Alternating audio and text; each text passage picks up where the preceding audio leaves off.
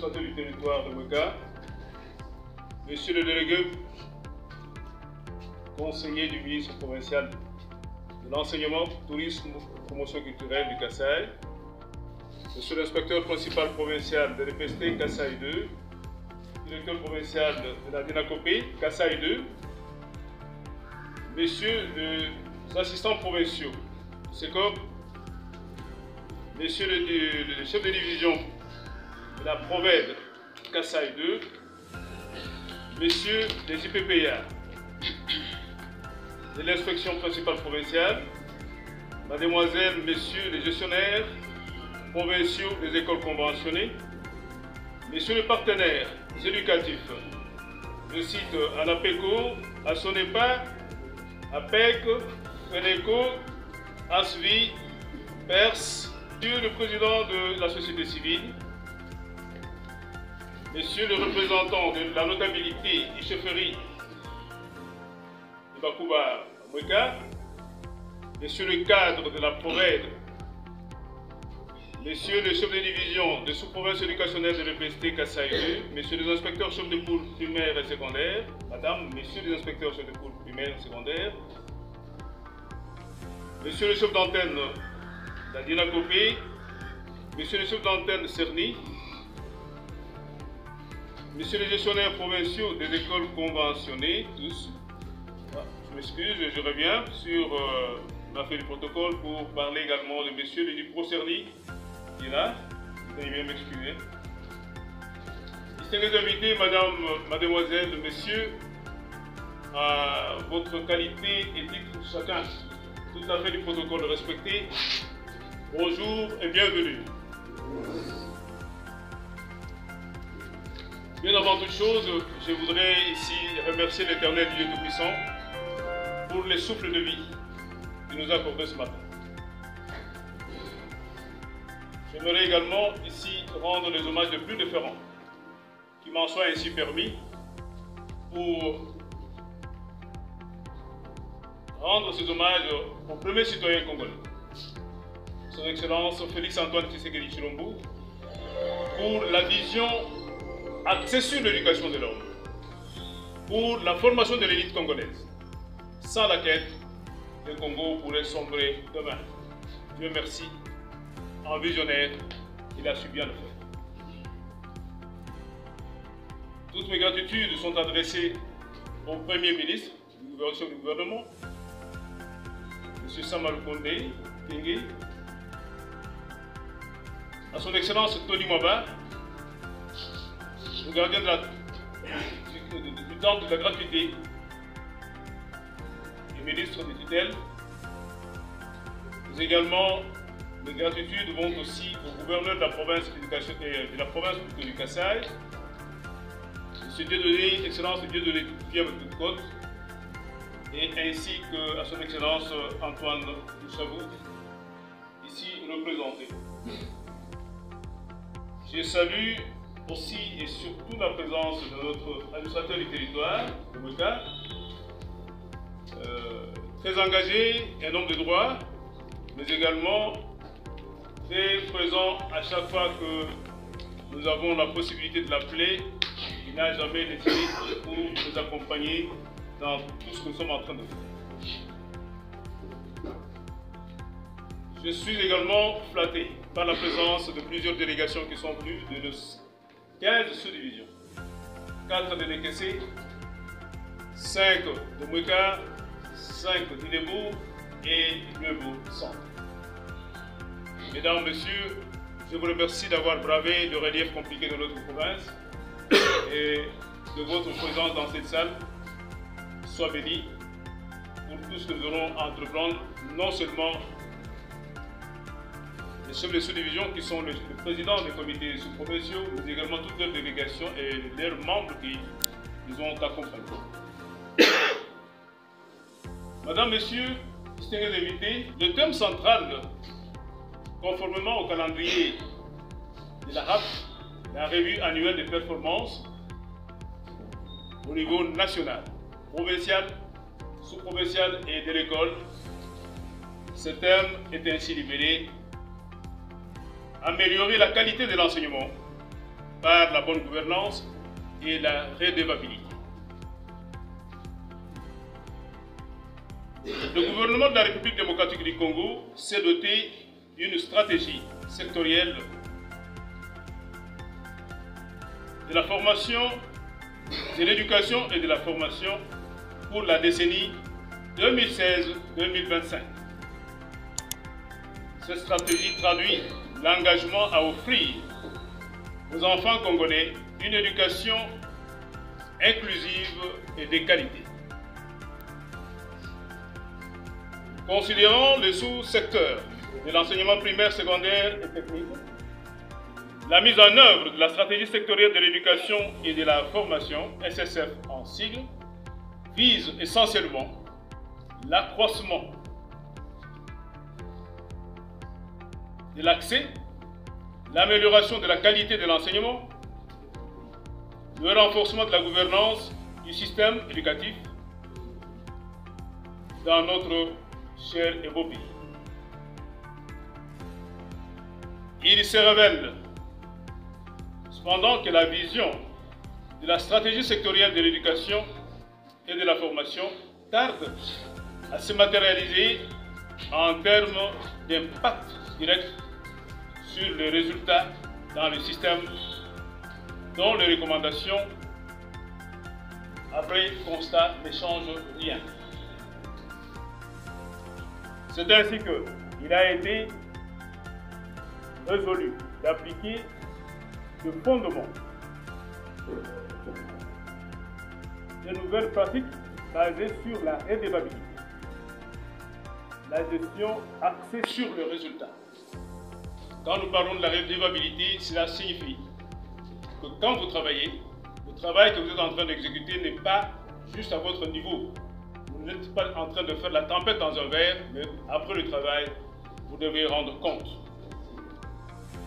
C'est ainsi qu'il a été résolu d'appliquer ce que je disais, les nouvelles pratiques basées sur la redevabilité et la gestion axée sur le résultat. Gestion axée sur le résultat, soit GAR en sigle. Pour réussir cette mission, on a conçu des outils plutôt de fondement de la revue annuelle des performances, à savoir l'évaluation des performances du sous-secteur, deuxième tiré, la mise en œuvre de réformes, troisième tiré, la mise à jour de la carte scolaire, quatrième tiré, le suivi et évaluation de la mise en œuvre des réformes.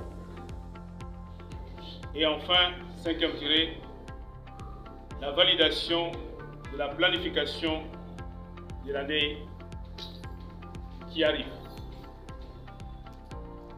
Mesdames, Messieurs, distingués invités, cette approche a été formalisée par un acte juridique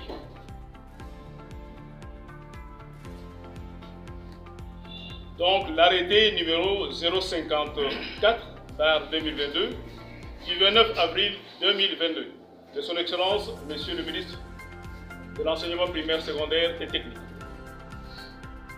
Cet arrêté renseigne que la revue annuelle se tient au niveau de toutes les articulations du système scolaire,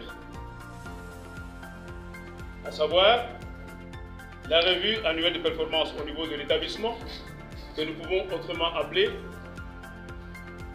la revue de développement de l'établissement. Donc le plan de développement d'une école. Deux, la revue annuelle au niveau de la sous-division, qui s'apparente, et c'est là où se fait le plus gros du travail, avec la revue annuelle provinciale des assises actuelles, qui consiste juste à une compilation des données venues de nos sous-provinces éducationnelles. Et enfin, quatrième articulation, c'est le niveau national, où chaque province éducationnelle aura à ramener ses conclusions fondées sur les résultats obtenus en vue d'une compilation nationale pour une projection d'amélioration de l'exercice scolaire 2024. Conformément à la circulaire numéro MINEPEST, barre SG, barre 80 DAS, barre 85 960 barre 2022, du 30 juin 2022, ayant pour objet mesure d'exécution de l'arrêté numéro 054 barre 2022 du 29 avril 2022, portant sur l'organisation et le fonctionnement de la revue annuelle des performances. Ces mesures sont de stricte application avant, pendant et après la tenue de la revue annuelle des performances. Et ces mesures doivent déboucher exclusivement sur les résultats en vue de pouvoir mieux projeter l'année qui arrive.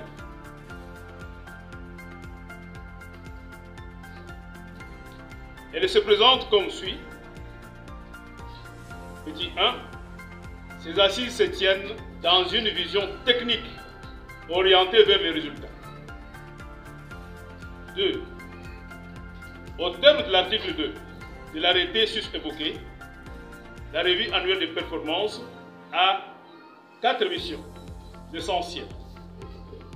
4 missions essentielles. Petit A. Évaluer les performances du sous-secteur. Pour l'évaluation des performances, elle se fait sur base du plan d'action opérationnel, PAO en signe, et il sera question d'établir le bilan entre les prévisions, c'est-à-dire les objectifs fixés, et les réalisations qui sont les résultats atteints pendant l'année.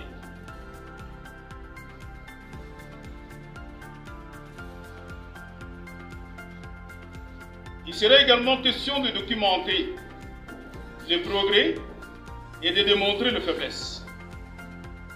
Et il s'ensuit également les appréciations de progrès, l'efficacité, l'efficience, la pertinence et la durabilité des actions menées.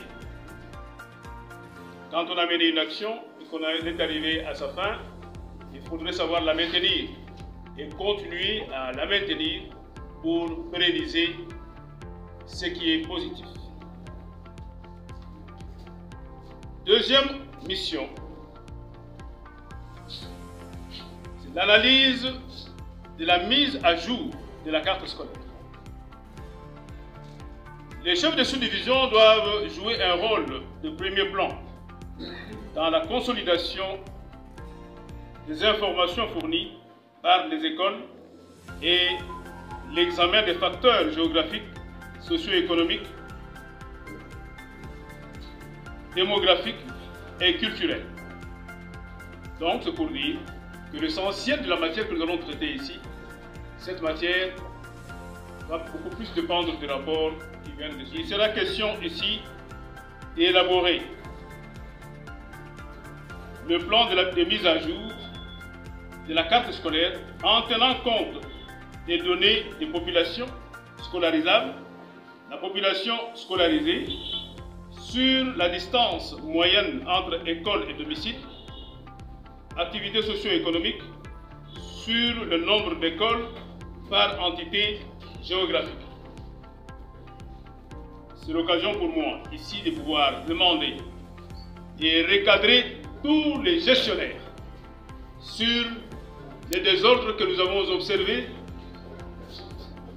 dans l'implantation des écoles, l'implantation anarchique des écoles.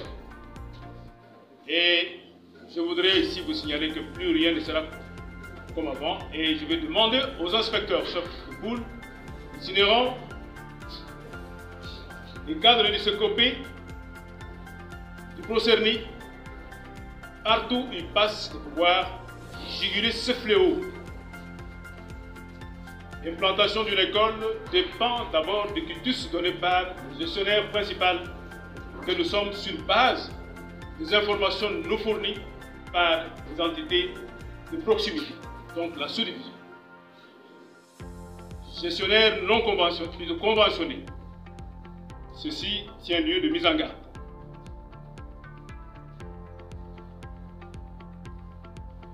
Les données sur les écoles à créer, les écoles à fusionner, les écoles à délocaliser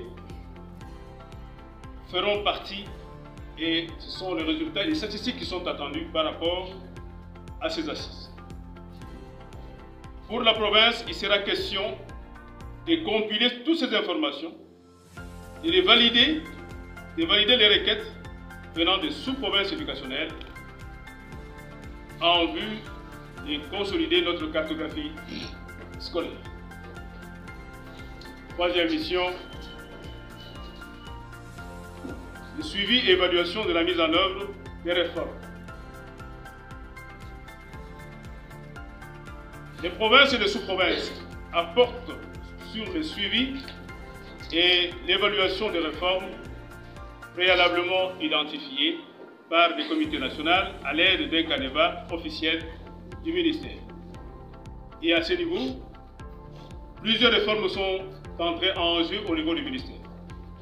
C'est l'occasion pour nous de pouvoir féliciter Son Excellence Tony Mwaba Kazadi, le gardien du temple de la gratuité, pour l'application sans faille de plusieurs réformes et qui ont tenu la route et qui contribuent largement aujourd'hui à l'amélioration de notre système éducatif.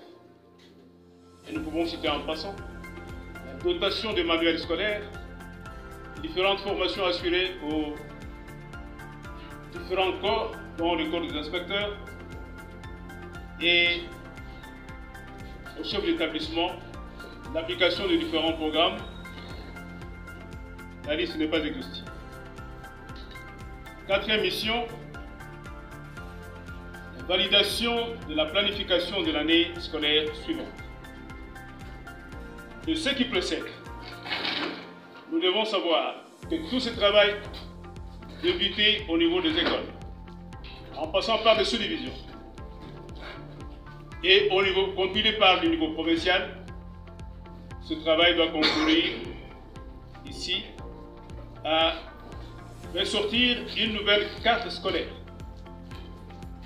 sur base d'un nouveau plan d'action opérationnelle qui va engager tous les acteurs ici regroupés. Dans l'élaboration du PAO de l'année suivante, on se basera sur les activités non réalisées ou partiellement réalisées du PAO, donc du plan d'action opérationnel passé. Les activités à réajuster,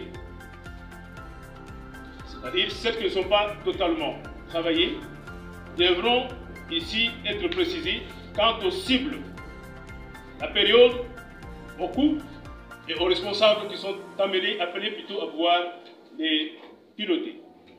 Les activités de la traduction des recommandations des assises. Nous espérons qu'au terme de ces assises, compte tenu de nos réalités,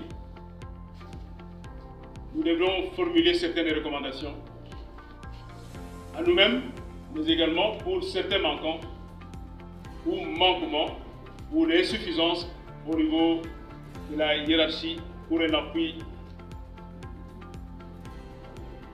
réel. De l'organisation de l'arabe. Il m'est ici de pouvoir signaler que l'organisation de la revue annuelle a un caractère obligatoire. Je dis un caractère obligatoire. Ceci me fait croire que tout le monde a eu à travailler. De ce qui précède, distingués invités, madame, messieurs, les travaux vont se dérouler en groupe selon les modalités si haut définies. Toutefois, la participation de tout le monde est souhaitée. Ces travaux seront précéder des exposés spécifiques sur quelques thématiques au niveau technique, inspection, INACOPé, société civile et l'administration.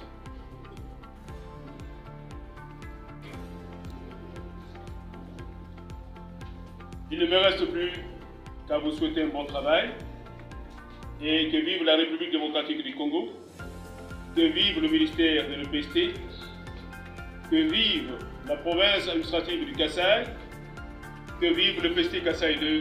Je vous remercie.